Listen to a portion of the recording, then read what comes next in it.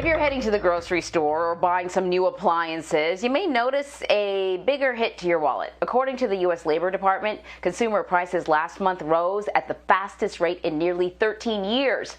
CBS MoneyWatch Associate Managing Editor Irina Ivanova joins us now to break down what is going on.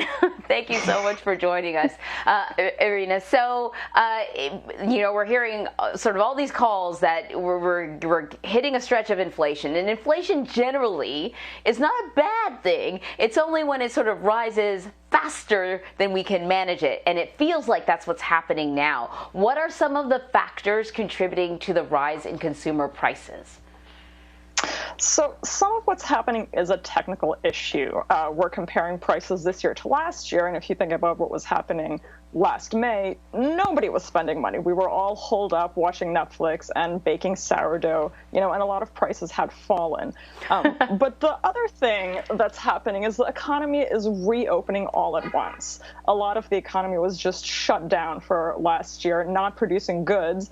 And now that the U.S. and parts of the Western world are quickly reopening, it's taking some time to get that production capacity fully up to speed. And then the last thing is we have issues with supply chains. A lot of what we consume is made far away and it's transported to us just in time for us to buy it. If there's a delay in one of those steps, it can throw off the entire process. And if you think about it, we've had a lot of examples of such delays. We had the ship stuck in the Suez Canal. We had Texas in a deep freeze in February. We had a major East Coast pipeline being disrupted.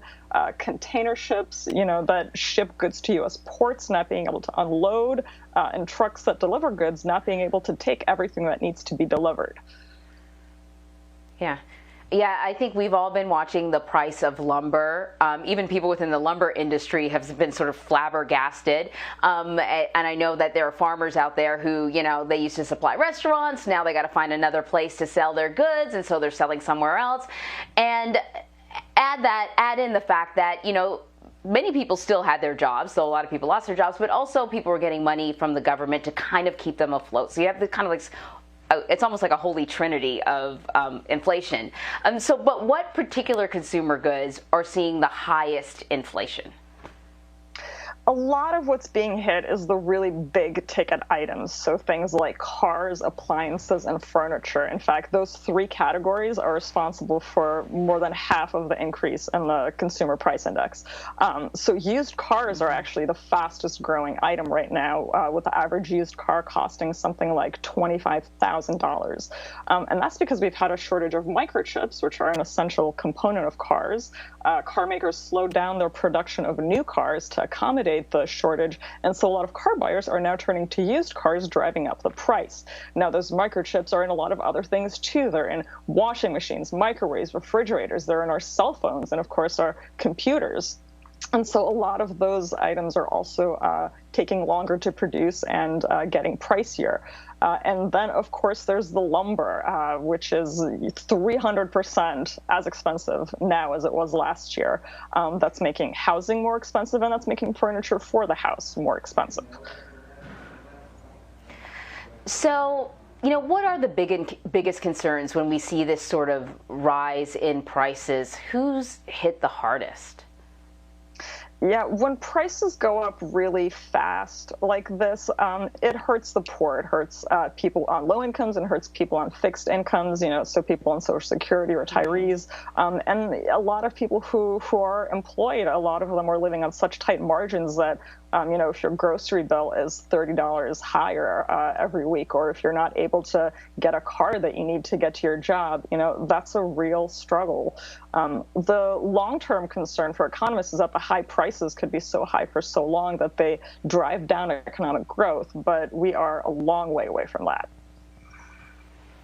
So you talked a little bit about kind of the impact of the pandemic and how it messed up supply chains, and that kind of threw the whole supply component of this off. Now we are starting to restart the economy, and the demand is now putting pressure on the supply, and so there's a mismatch there.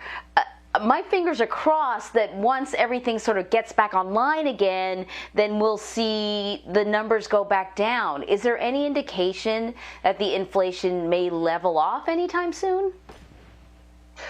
Most economists that I've talked to expect it to level off very, very soon. And we really haven't seen a bout of sustained inflation in the U.S. for going on 4 decades. The last time we had a surge of price increases for a few months like this was in 2008. And the expectation is that, as more of the economy reopens, and especially as more of those parts of the economy reopen that we haven't been engaging in, so the service economy, going out to restaurants, going out to bars, travel and entertainment, a lot of that was shut down. And so people, spent on goods and on fixing up their home. And economists are hoping that as the economy sort of comes back to a full reopening and that spending evens out, that inflation will die down.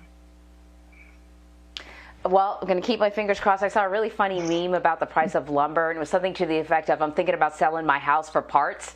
Don't sell your house for parts. The lumber prices may go back down. Hopefully it's soon, but at some point. Irina, thank you very much. Thank you for having me.